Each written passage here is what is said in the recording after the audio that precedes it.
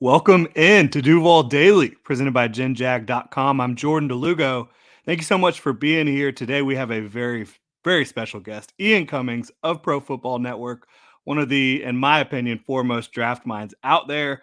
Love your work, covering the draft year round for the most part. Really happy to have you here. Thanks for coming on, Ian. Yeah, thanks for having me, man. It's been a while. It's been since last cycle around this time, I think actually. It was February or March or maybe April, right? Bottom line, it's been at least 10 months, right? So it's been a Yeah, while, but we're it's been getting a geared minute. up again. I do have an update. You see my handle down there, Ian Cummings 9 is actually IC_draft now on Twitter. So updated handle.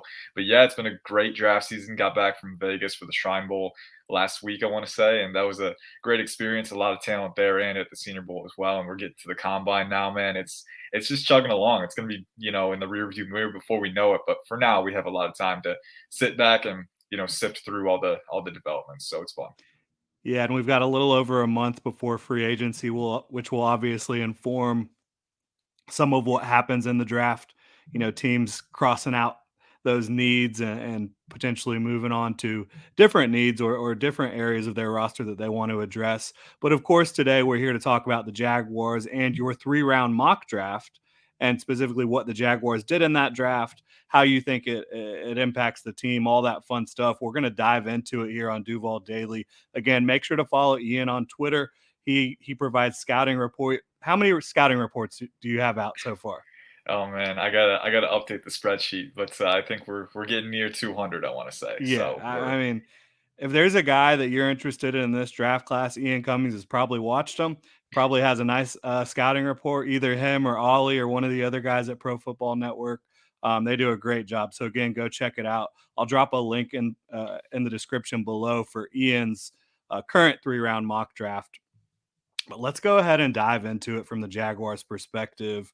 Um, Bit of a blockbuster to kick this one off for the Jaguars in the first round. As most of y'all know, the Jags, they're currently slated to pick 24th overall. Would have been 25th, but the Dolphins obviously had their pick taken away from them. So Jaguars picking at 24, but Ian does not have them selecting at 24 overall. Has the Jaguars trading up to 16 with the Washington Commanders. The Jags give up their uh, their 24th pick, their 88th pick, which is their third rounder, and a fourth round pick as well, the 121st overall pick. In exchange, again, the Jaguars get up to 16 overall, and they receive a 2024 fourth. So you're essentially swapping 23 and 2024 fourth round picks, and then also giving up your third round pick. So basically, the Jaguars are losing out on third round pick to move up to 16 overall. And they're taking cornerback Devon Witherspoon out of Illinois. I'll let you take the floor with Devon Witherspoon here. Yeah, for sure. And with any trade, right? With any mock draft, right? It's not set in stone. I write a lot of these every year, so I try to mix it up and kind of play with different outcomes. And so that's what this was. Obviously, everyone's going to pay attention to the quarterback trades early on, right? But every year there's a few non-quarterback trades. Like if you really like a guy, if two teams are kind of moving in opposite directions and want to move up and down the board, then they make a deal for that. And in this particular situation, I look at the Jaguars as a team. They don't have a ton of needs left. They have some work to do in free agency to retain guys, Evan Ingram, a few others. But, I think looking at the roster top to bottom, it's not a bad roster. We saw that in the playoffs. Trevor Lawrence is coming into his own. I think if you're the Jaguars, you can be aggressive to get one or two of those final big pieces and really go for it, right? So I think if the price is right and if the board falls that way. So, looking at this mock draft, I think it fell pretty well for them in Washington as well. Washington sticks out to me as a team that, if they can't add a quarterback, maybe they, have reason to trade down, right? Because they need to address the interior offensive line. There's not really a guy that I see worthy of that 16th pick on the interior offensive line. So you've got Jacksonville, who's in a position to potentially be aggressive and make a move up, and Washington, who's in a position to maybe trade down, get some capital. And it fell into place for this one because I think Devin Witherspoon is a guy who's very much worth that 16th pick, especially for the Jaguars, because looking at his play style, the way that he can fit that defense, Tyson Campbell is becoming a very, very good player on the boundary. Darius Williams played really well down the stretch on the opposite side. So I think there's a really good opportunity to move Witherspoon into the slot and just let him eat. He can play on the boundary too if you need him to. He's got that flexibility. But the short area athleticism, the high energy twitch in short spaces, the physicality, the instincts and coverage, the playmaking ability, he's got all of that. So I'm a big fan of Witherspoon, what he has to offer. He's a little bit on the lighter side, right around the 180s, but I do think, he has enough size to compete. He's just a tough guy. He's just a very instinctive, fast flowing player in all phases. So I think that if you're the Jaguars, getting that, potentially elite slot guy to complete that secondary, that's one of your final pieces. And if there's a guy like Witherspoon there who can be that tone setter, that enforcer, that playmaker, I say you go get him. So I think that was one of those moves where be aggressive, get your guy, and I think the Jaguars had an opportunity to do that here. I love that. And you talk about leveling up, a team that clearly over exceeded expectations in 2022, making it all the way to the divisional round and really giving the Chiefs everything they could handle for a lot of that football game.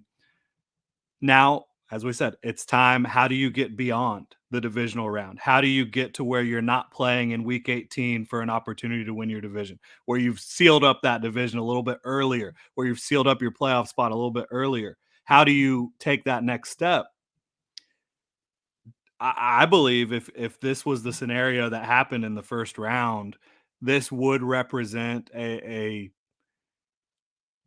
potential path that leads the Jaguars to getting to that next step. Because Devon Witherspoon, as you've mentioned, not only is he incredibly talented and sticky in coverage, very physical, he has that mindset of an alpha. And I think adding that type of mindset to a football team that I think has grown some of those guys, homegrown some of those guys that have that alpha mindset. But I think they need another guy, like you've said, in the secondary to really put them in a position where could you cover a Travis Kelsey a little bit better? Could you cover a Jamar Chase if you end up having to play him in the playoffs a little bit better? Just and cover in the middle of the field. I mean, it's been a problem for the Jaguars for a really long time. Devon Witherspoon, he did primarily play outside for Illinois, at least this past season. I know you mentioned his quick twitch and his physicality. You think he would be able to make the transition inside pretty seamlessly for the Jaguars?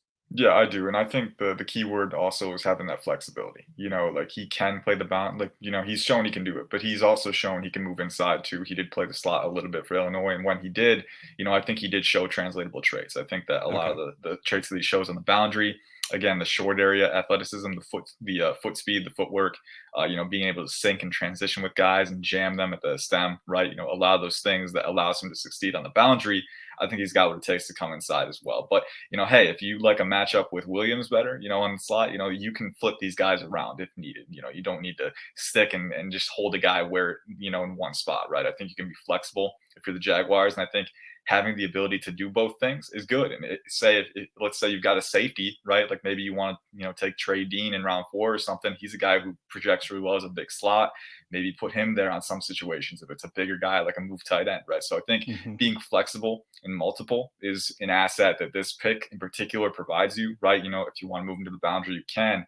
I think just having that dynamic trio, that dynamic rotation at corner can really help. But I think, yeah, I do think if you put him into a primary slot role at the next level, I don't think he'd skip a beat because he's got the athletic tools and he's got the mental tools to do it. Yeah, he's such a dog out there. Love watching his tape. Mhm. Like I didn't have that much expectation going into him. It's an Illinois guy, not highly recruited at all, but he made the most out of his time in Illinois, and really for me he's CB2. I still have Christian Gonzalez in front of him. I'm not sure about how he ranks up on your board. Yeah, I have my top 3 is I got Gonzalez at number 1, and I've had Joey Porter at number 2. I'm gonna be going back and forth with him and Okay. Witherspoon at CB2, I think, because I love Porter's, length. I think I saw a report that he might have 35-inch arms, which is insane for a corner. It shows That up, man. is. But he's got the length and the fluidity to really dictate routes on the boundary. I love that about him. I do think Witherspoon may be a bit more explosive, a bit more athletic in the short ranges, right? I do think Porter's very fluid, but with Witherspoon, you just have that high energy twitch and that high energy play style. They're both super physical, but I think Witherspoon kind of takes this step up and is really that dog, like you said. So it's gonna be fun to see how they grade out. That's my top 3. I'm a big fan of all those guys. Yeah, I love Joey Porter Jr. as well. not as much of the hip fluidity and quickness, I don't think, from Joey Porter as Witherspoon and Gonzalez, even though he presents other areas that make it difficult, like you said, those incredibly long arms. Mhm. Do you think Witherspoon is gonna, when he measures and all that, do you think he's gonna come in with the length that teams are looking for an outside corner? I don't think he'll be quite as long as some of the other top guys, but I do think the proportional length will be enough. Right? Yeah, It's always a question of, if he doesn't have long 32-inch arms or plus, right? Is he at least like over the 30 mark, like in a position where, he's not a liability. He has enough of a yeah. catch radius to make an impact, and disrupt guys. I think that's where he's gonna be. He's gonna be in that range, right? I think that was a similar conversation that we had with Derek Stingley, right? I mean, he didn't really measure in with super long arms, but you look on tape, is it a liability for him? It's not. He has enough to work with, and I think that's a similar discussion. I think Witherspoon's going to measure in longer than Stingley, but I do think not elite, but enough. Yeah. Yeah, I would agree with you there, and that is one thing that I think about with Trent Baalke and his first round picks. You've seen length, you've seen size. I wonder, obviously Witherspoon projects as a guy who can play outside or inside. I wonder if that's going to be key for them, like, because a lot of folks have mocked them to, like, maybe wanna go get a Brian Branch or someone who's, like, more of a nickel/safety slash safety specific player. I think if they're gonna draft a corner to play nickel early, I think it's gonna be someone who they can see transitioning outside in the future. Because Darius Williams, he is gonna be 30 this upcoming year. He doesn't have a super long contract, so I think the guy they draft, if it is a corner early on, it's gonna be someone who they wanna transition outside, in the future when the time comes, and then you can kind of keep replacing that nickel. It's not a position that's difficult to get someone who's competent to play at that spot. And that's a situation that Witherspoon fits really well into. As we said before, has the ability to play the boundary very well. He's shown he can move into the slot, and again, that's what you're looking for: flexibility. I think a lot of people try to pigeonhole guys into certain roles, but like you said, the roster makeup is always dynamic, right? So you need to be able to move guys around, and if you can, and I think Witherspoon definitely provides you an opportunity to do that, which is an added bonus on top of the utility he already provides on the field. Now, love the pick. I think it would be fantastic. I think it would be a step in the right direction towards leveling up. Um, is there a concern about giving up so much draft capital for a non-quarterback? We always see a lot of people are much bigger fans of trading down than trading up when it comes to draft theory. What are your thoughts on that? Yeah, it's an interesting question. And I do think, again, I'll preface with this, I'm not an expert when it comes to trade valuation, right? Because I think it's different every time, right? I mean, there's always different dynamics. How much Right. is the team willing to give up? How many other teams are vying for that same spot, right? How aggressive are they willing to be? So there's always a lot of variables, right? So I think pigeonholing it is tough. Sometimes it'll be a little more expensive, sometimes it'll be a little cheaper, right? So whenever there's especially a non-quarterback trade, the conversation is going to be, do we want to make this move? How much are we willing to pay for it, right? And I think the Jaguars in particular, like I said earlier, I think they're in a position, right, where they don't have a ton of big needs remaining on the roster. There's going to be some upkeep to do this offseason, but I think they're starting to get to that level where it's like we can be a little more aggressive for those final pieces that are really important, especially in the main phases. You look at what's the most impactful phase of the game, the passing game, right? So I think on offense they've done a great job protecting Trevor Lawrence, getting him weapons. They got Calvin Ridley on deck next year to go along with Mhm. Christian Kirk, Zay Jones, all the other guys, right? So I think they're doing a good job there. And then on the defensive side, Trayvon Walker showed flashes this year, still very much tools over refinement, but you're hoping that he can take that leap.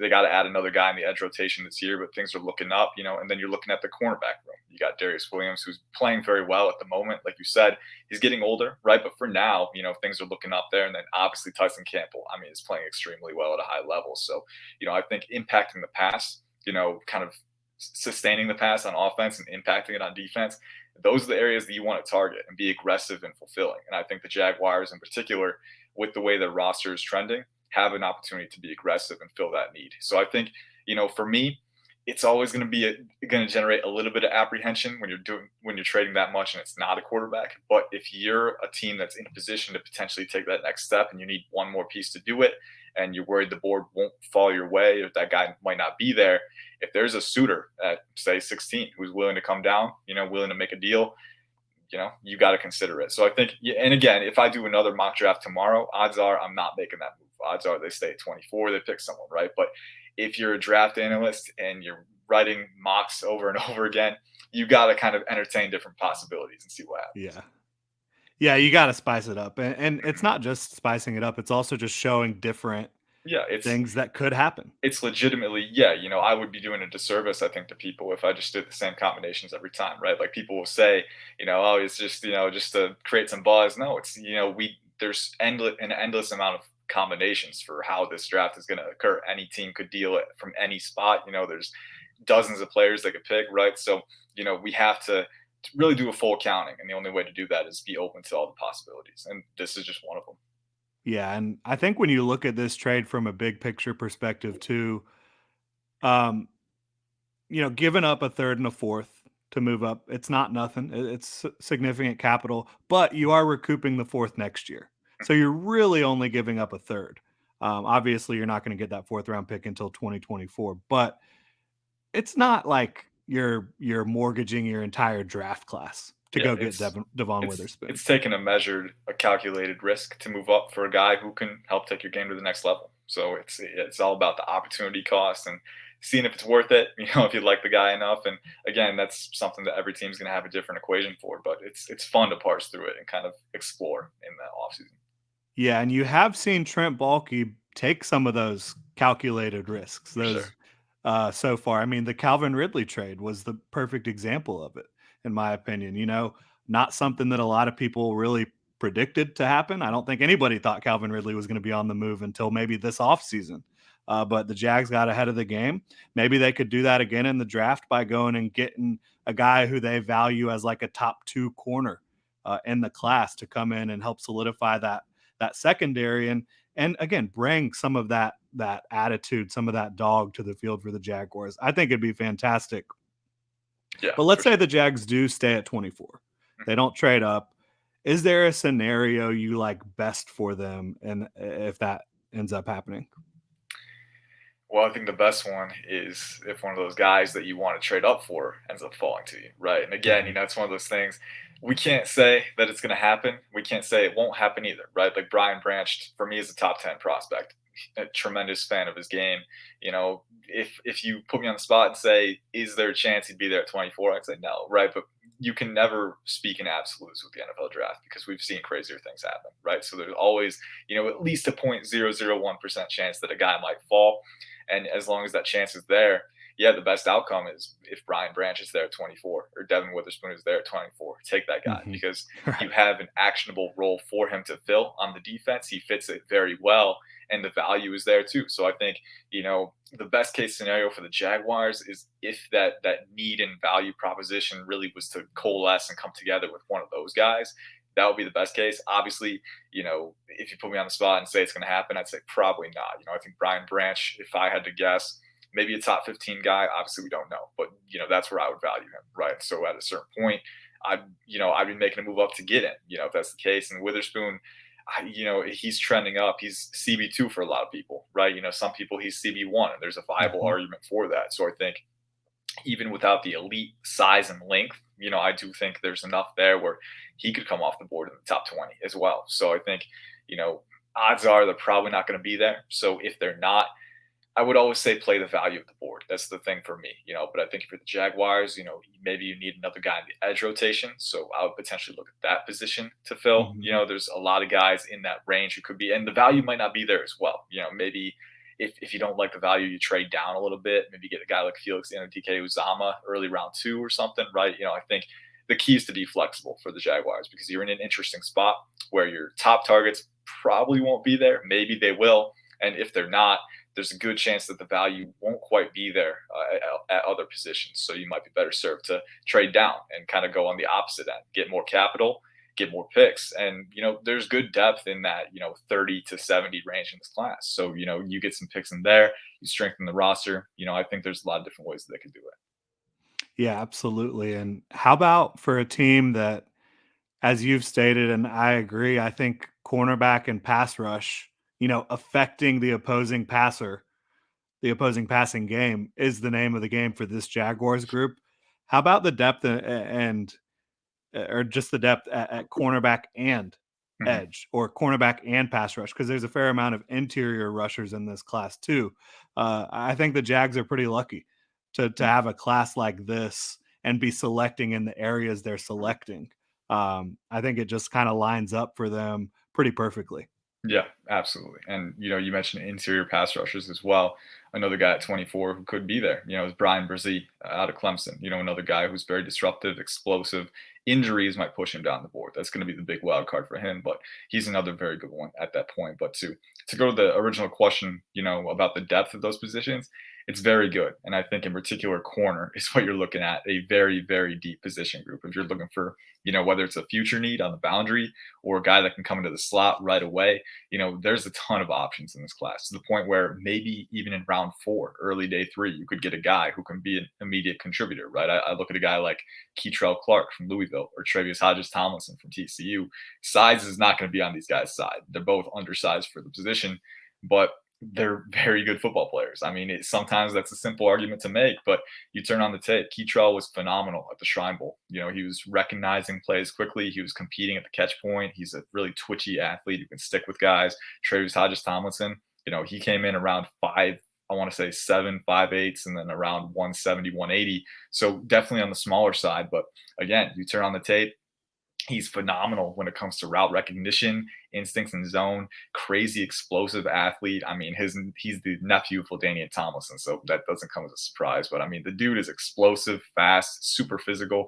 So these are two guys who might fall down the board and fall into the Jaguars' lap if you have a role for them in the slot. And again, you'd want to be multiple. Like I said, if there's a move tight end in the slot, you probably don't want Keitrell Clark or THT going up against him. But hey, there's options on the other side too. I look at a couple safeties that have cornerback versatility. Jay Ward from LSU had some interesting reps at the Senior Bowl. He's a guy who's around 6'1", 6'2". He's got length. He's got fluidity. He's really good in run support. Trey Dean, I mentioned him earlier, from Florida, but he played corner in, I think, 2018 and was actually very good, right? So at 6'3", over 210 pounds, super explosive, elite athlete, right? I mean, guys don't move like this guy, but he's very fluid. He's got great off-man technique, great physicality at the stem and at the catch point, right? So there's a lot of guys, man. And the fun part is it's not just one mold. It's a lot of different, player types that you can fit, So I think if you're the Jaguars, you mentioned bulky, liking length on the boundary as well. There's guys like, I want to say, Alex Austin from Oregon State. You want to get him in round 3. You want to get Carrington Valentine from Kentucky. Rajon Wright, also at Oregon State. Miles Brooks from Louisiana Tech. There's so many different names. I could keep going down the list at corner, but I mean, it's a deep class. So, and even if you do get Devin Witherspoon at 24 or have to trade up a little bit to get him, you can double dip and you can take guys. You can really maximize that position group. So I think the depth is really there at corner the most. It is pretty deep at edge and interior defensive line as well. I'd say the edge depth is a little bit stronger than the interior defensive line group. I think in my mock draft, I had Isaiah Foskey going in round 2 for them. So I think Yes. that's going to be interesting, seeing how the stock fluctuates for certain guys, because I think, opinions are going to be across the board. Like Isaiah Foskey, he was a guy that I had as a round 1 prospect heading into the year, and he's been slipping a little bit. There are questions about the hip flexibility. His hand usage is interesting. It's volatile, is what I'd like to say, because the highs are extremely high. I mean, like, we're talking brilliance, like perfectly timed, stacking 3 moves and really lightning fast combos. But the lows are pretty low as well. Not really coming in with a plan. Just going straight power and getting stalled out pretty quickly because he can't move. He can't deconstruct quick enough. So, he's got to find more consistency. But if he can put it together, he's got the talent. He's got the explosiveness, the length, the power, capacity, and he's got a hot motor as well. So I like Foskey. I like Nolan Smith in that range too, round 2, round 3. I do think at his build, he doesn't have great length or power capacity. So that's going to impact him a little bit. I think he still has room to refine his hand usage as a pass rusher.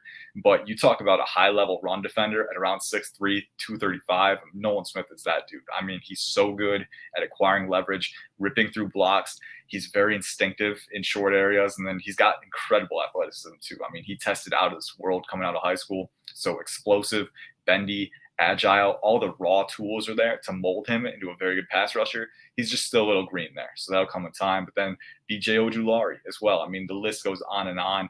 I think that round 2 range, early round 3 is really where you can get a good edge rusher with really good tools to mold in your rotation. Obviously, for the Jaguars, I would prefer a guy who's kind of coming in with a little more refinement right off the bat because you need that pass rushing presence. So that would point me to a guy like maybe Ojulari or Foskey or Felix Anudike Uzama from Kansas State. But there's options there. There's really options there. And that's the fun part. You know, you can kind of mix it up. There's flexibility for what you want to do. And if the round 1 doesn't kind of fall your way, you have an opportunity to rebound and kind of capitalize on that later on. Yeah, I love it. And the pick of Foskey at 56 overall, I think when you're talking about that range for him, it starts to get to be where you're talking about potentially a big value on Isaiah Foskey because he is more of a, in my mind, late day 1, early day 2 type of prospect because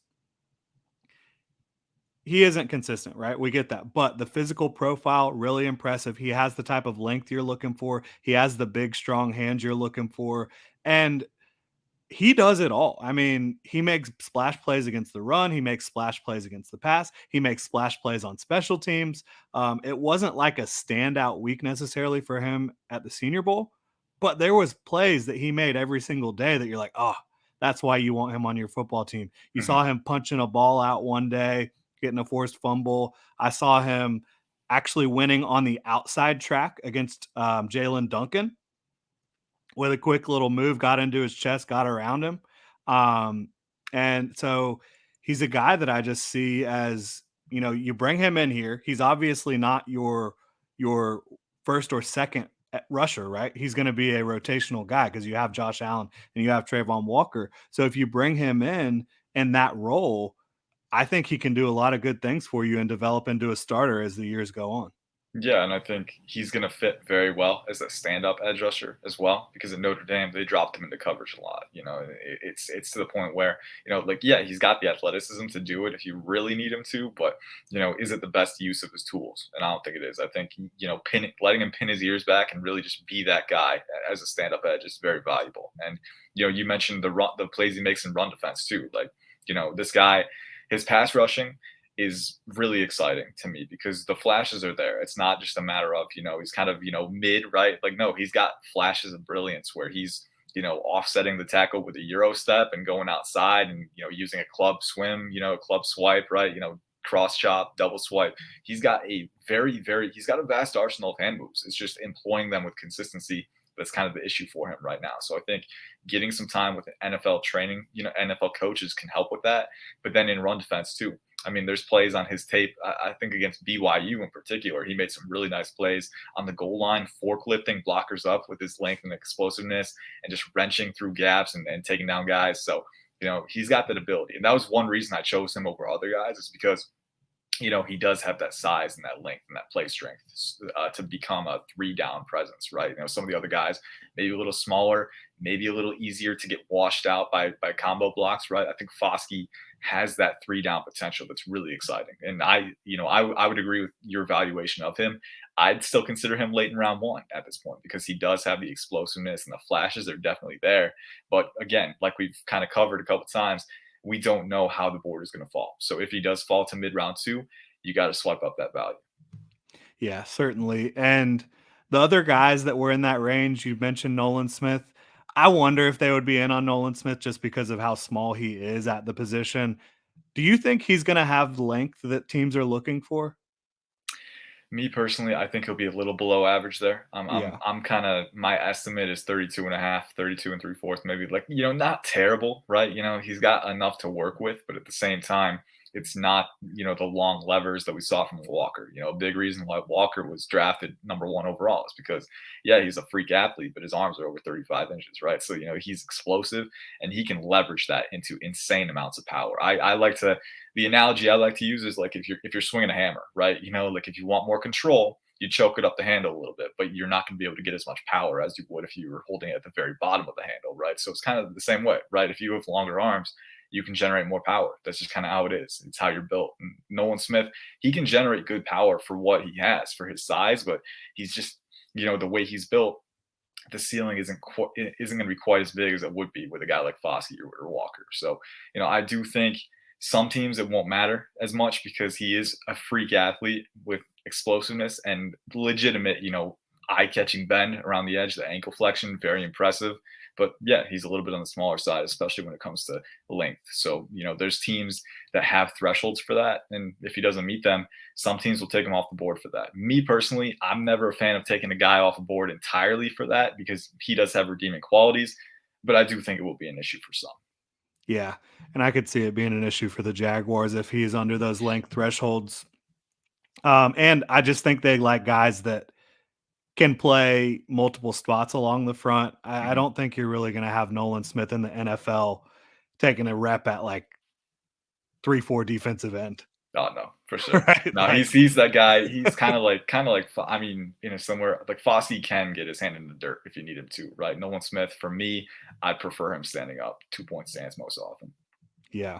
So a couple of these other guys that could be in that range, BJ Ojolari.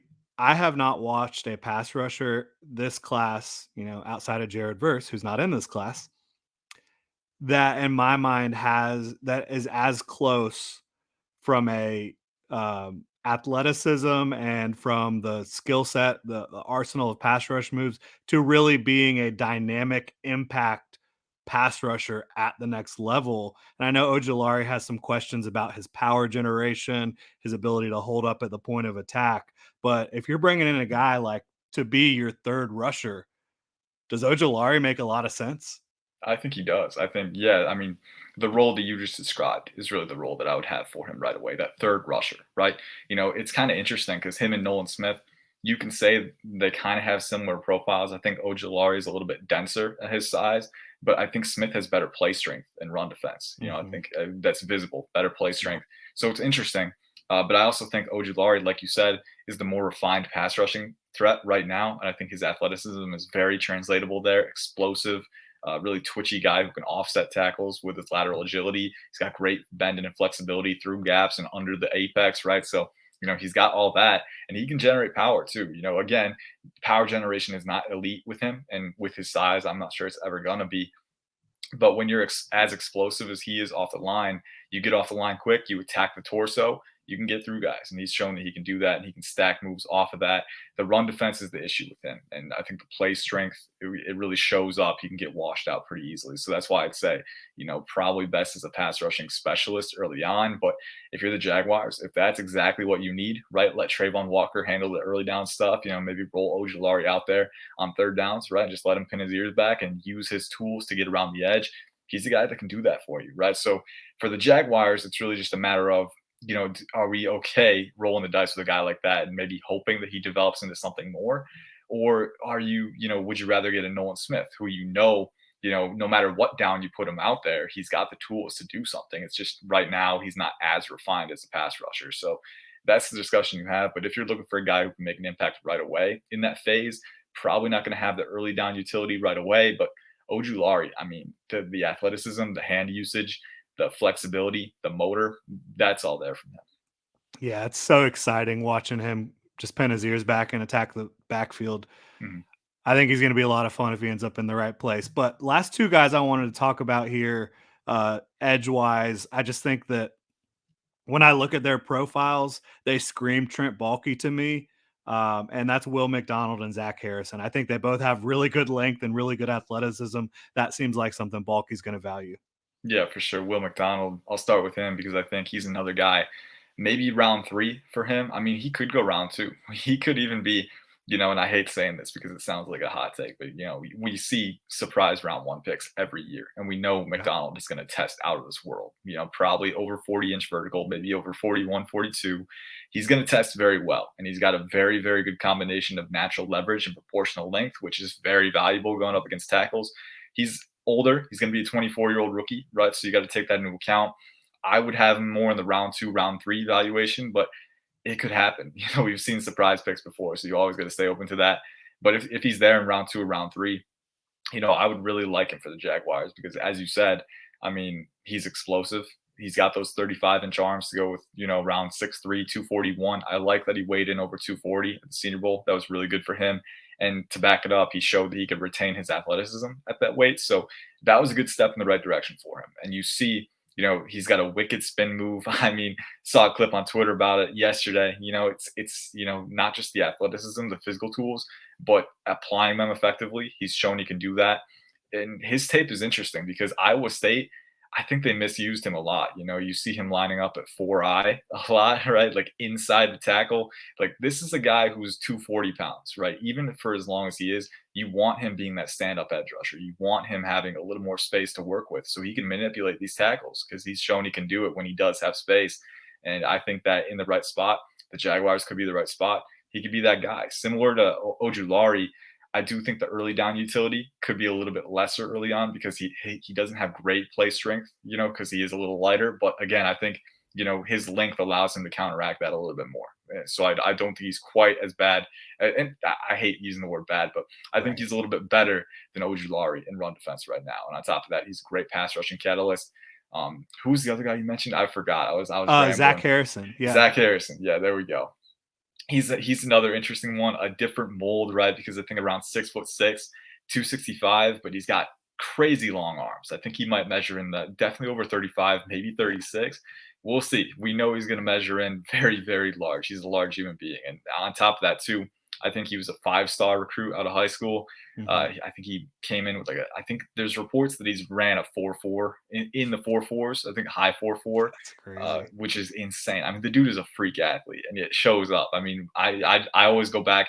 There's a lot of tape on Harrison. He's been around a while. He never had that breakout, but I always go back to the end of that Maryland game against Jalen Duncan. He beat Duncan like a drum for 3 straight reps. I mean, exploding around the edge, using ankle flexion to get under him, using his length to kind of pry through and kind of establish that lever, right? And using those club rips around the edge. I mean, this dude has it. He has the tools. And I think he's got some alignment versatility to him as well. Being as athletic as he is, you can let him rush off the edge as that stand-up guy, but he can rotate inside too. And I think he can forklift guys up with that explosiveness and length. There's an elite power generation equation there for him. Maybe it needs a little bit more refinement than you'd want, a little bit more consistency than you'd want for a guy who's been playing for a long time. But I mean, hey, the tools are there and he's definitely going to show them at the combine. So, he's another one where you get him in a room with Trayvon Walker. That's a pretty exciting amalgamation of tools that's present. And, you just gotta, if you have the right coaches, it could really become something special. Yeah. I think that would be something. All these guys we've talked about in the second round with edge, there's different aspects about each guy's game that you like more, you like less. That's the fascinating thing about it. How do the Jaguars parse all this? And how does Trent Baalke and Doug Peterson and the rest of these guys value these different skill sets? I can't wait to find out. But I did want to say, or ask you, I should say, let's say the Jags didn't trade up to 16 to get Devon Witherspoon and they took a cornerback still in the first round and an edge still in the second round. So you've got your same positions that you've attacked, but you still have your third round pick because you didn't trade it away to get Devon Witherspoon. Is there a guy or group that you potentially would like for them in the third? I think, again, it depends on who's there, right? I think offensive tackle is one that you could look at. And they got Cam Robinson coming back from injury. Correct me if I'm wrong. Jawan Taylor is scheduled to be a free agent this offseason, correct? Right. So you do have that. But Walker Little played very well down the stretch with his limited opportunities. So, that's one position where you don't need to pick it. But if there is a guy that's very good at that spot, I look at a guy like Wanye Morris from Oklahoma. Again, played very well in the Senior Bowl. He's an elite athlete. I mean, you watch this guy on tape. He launches off the line in run blocking. He's got arms over 35 inches. He's just a massive guy who's got pretty good knee bend too and leverage acquisition. So Wanye Morris stands out to me as a name that could be in contention there. I think wide receiver is another position that I'd at least have an eye on. Again, I think if you're the Jaguars, getting Calvin Ridley next year it doesn't preclude you from taking one, but it kind of alleviates the pressure. You don't have to pick a guy there if you don't need to, if the value isn't there. But again, if there's a guy like Zay Flowers, say, he might go round 2, right? But with those smaller guys, you can never be sure. There's always a chance that they fall down the board. So I would keep an eye out for that as well. Kind of a guy with some versatility between alignments, some dynamic ability, athleticism, or a size guy as well. If Cedric Tillman is there, having that alpha on the Oh, boundary. I'm a big fan of Tillman because me too. he's around 6'3", 215, and he has those contested catches on his tape, but he's a nuanced route runner as well. I mean, he can separate. He's got great hip sync and foot speed and throttle control. And yeah, he's just a very complete receiver to me. So Cedric Tillman, Rashee Rice as well could be an option depending on where he falls. I know there's some injury concerns with him. But when he's healthy, I think he's one of the better 3-level threats in this class. So getting one of those size receivers or dynamic threat could also be an option. And I look at running back too. I would probably wait until day 3 for running back from the Jaguars. But I do think like Rashawn Johnson from Texas, if he's still there on day 3, round 4, I would be all over that because he's a phenomenal complementary back who I think if you needed to put him in an increased role, he'd be able to do well for you. So there's a few positions, offensive line could probably maybe target a guard as well there if you need that. But I do think that the Jaguars, I think corner and edge, if you can get good players at those positions early on, you're sitting pretty for the rest of it. Yeah, I love all those picks you just mentioned, and I did want to, have us give a little apology to Jalen Duncan. Two of our guys picking on him over the. I will say Jalen Duncan had some nice reps at the Senior Bowl. He Yeah, yeah. did. For me, it's you know you never want to. Sometimes the draft process naturally has a way of commodifying these guys. Like, oh, I want this round 2 pick. I want this round 3 pick. These are human beings who are they're all working to refine their craft, right? And I think Jalen Duncan. I apologize because everyone has their highlights, everyone has their lowlights. That Zach Yeah. Harrison performance against Duncan, definitely a low light, but I think it's valuable to mention Duncan because he is a high level prospect. So Harrison performing well against him says a lot about Harrison, right? With Duncan, it doesn't take away from the redeeming qualities that he has too. So, and we talk about round 3 options for the Jaguars. If Duncan is still on the board too, at that point, I'd consider him as well because he's a phenomenal athlete. He's got great footwork. He's got great foot speed. Right? You want to see the hand usage be a little more refined at this point, but he's got redeeming qualities too. So yeah, I mean, you make it. I love that you kind of put that in there because we do need to. You don't want to bag on guys, right? It's the draft process. Everybody's got their pros, everybody's got their cons, and it's up to teams to ultimately weigh it and kind of decide where they want to go. Yeah, I've been a little low on Duncan, but obviously the traits are there, and you Mhm. saw him put it together a little bit at the Senior Bowl, which you liked. So yeah, I think he's going to be interesting. You mentioned Wanya Morris as well. I think that's very interesting for the Jaguars if he's available in the 3rd round, because like you said, both of those guys are big time athletes, big time tools and traits, and they played well at the Senior Bowl. Um, so yeah, and then And real talking about quick, I receive, also got to mention tight end because we don't know yeah. that Engram is going to resign. We know there's some interest, but we don't know. So if a guy like Luke Musgrave, probably going to be a round 2 guy, if I had to guess. But if he's still there, again, I mean, elite explosiveness and speed for his size at 6'5", 255 with almost 36-inch arms. So the reach, the explosiveness, that's insane. Tucker Kraft from South Dakota State could be another one as well. It's a good tight end class. So that's another position too where you could wait until day 3 and there's still value there. But hey, I guess the lesson of the day, man, is there's a lot of depth to go around, and that's always a good Especially at these positions we're talking about for the Jags. thing. Yep, it kind of just felt that way, man. I love it. I love it. You can't Yeah. control it, but that's how it is, and it's a great thing to see, especially for a team like the Jags, where if you hit on those early round picks and get a couple gems later on, you'd be in a very good spot for 2023 and beyond. Yeah, I love Luke Musgrave. I've been kind of a Luke Musgrave stan over here for the last couple months. Mhm. Would love that pick. Um, you mentioned Roshan Johnson too. I think he's really interesting for the Jaguars because he would bring that ability to be a, quality pass pro guy. Yeah. And while he's big and physical, he also has like some surprising athleticism and overall speed to his game. Yeah, for sure. He's one of those guys who, again, I do think the hips are a little stiff at times, right? But I mean, Yeah. you play with Bijan Robinson, everything's gonna look bad because Bijan's just an insane talent. But Rashawn Johnson, yeah, I mean, 6 foot, 225. He's that big body back. He's got really good contact balance. But like you said, I do think there's enough foot speed there to work with in short ranges. And when he's able to open up, he's got some really nice speed, like you said, and he's got good vision. He can use that effectively. Good receiver out of the backfield, really good pass blocker. Again, it's just when you're looking for a running back, especially in round 4, round 5, And he could go round 3. I mean, I know there's gonna be NFL evaluators who are very high on Rashawn Johnson, so he could go earlier than anyone expects, but, if he does slip to round 4, you're looking for that utility back who can really fulfill a role on all 3 downs. You can trust him going out there and pass protect if you need him to, and he fits that perfectly. He's the first guy that comes to mind when I'm thinking of who's the guy that I can trust early on in any role, and then on top of that, he's a good runner, Rashawn Johnson. Yeah, I love that. I've held you up here a lot longer than we were planning on, but That's mainly my fault. We talked about it before the recording, like, "Hey, we might go over," so that's I take full responsibility. I do appreciate your time. The one last thing I wanted to say, we're Mhm. talking about how does this Jaguars team level up? How do you get better? And trading up, I think I think that this football team needs more high impact players and not as many just decent players. Like they've got decent players throughout the roster. I think what they're lacking is guys that are dominant. You look at the Kansas City Chiefs. Every time they step on the field, they have the three best players on the field. You look at teams like the Eagles. Every time they're on the field, at least 6, 7 out of the top 10 players in that game are probably going to be Eagles players. I think the Jaguars need more guys like that.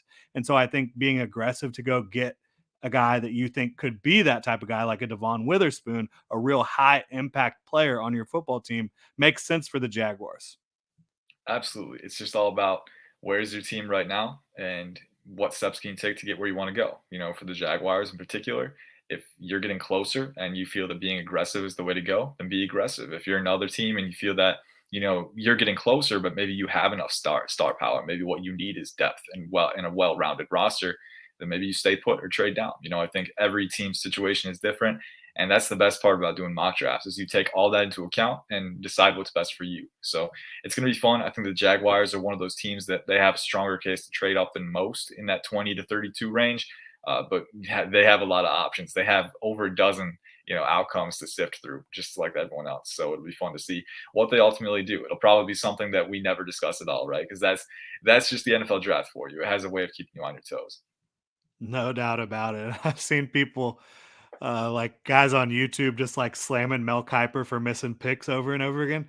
Yeah. You're trying to get into the mind of 32 different decision makers, Mhm. and really more than that because there's one guy that ultimately pulls the trigger for each team, but there's a whole group, a whole staff of people scouting and studying these guys and helping make these decisions. So I just think it's funny when people get Yeah. overly critical of It's people missing on mock drafts. it's impossible to get it right. The best we can Yeah. do is, provide our own input and, have the reasoning to back it up and explain thoroughly, why we feel the way that we do. And that's all you can do. You're never going to get it. So the time comes late April, the draft is here. For all the analysis and thought that you put into it, the best you can do is just sit back and watch. Yeah. Well, I can't wait for it. You do one of the best jobs I've seen of anyone trying to cover all the bases and give um, context. You're not super rigid, and I think that's critical. Mhm. You've got to be flexible in this business, and I just appreciate your point of view. Appreciate you coming on the show. Go ahead and let everybody know one more time your Twitter handle, your new Twitter handle. It's not the one you're seeing on the screen right now. Yes, sir. Yes, sir. And on the welcome screen before I came into the StreamYard lobby, like I had an opportunity to change it. I forgot to, but it is at IC_draft on Twitter now. So that's my new handle. That's where you can find me. Just I'm continuing to write scouting reports on guys, kind of moving down the board. We'll have report updates coming before the combine and a lot of coverage on the combine and pro days and all the way leading up to the draft. So that's where you can find me. Hit me up, ask me any draft questions you might have, and let's get through this thing together. We are almost on the home stretch, but we got a ways to go. Yeah, I'm really excited for it. Let's definitely get together again before the draft, maybe talk after the draft about what the Jaguars do. Really appreciate your time, Ian. Appreciate you coming on. And for all of y'all, thank you so much for listening to Duval Daily and have a good one.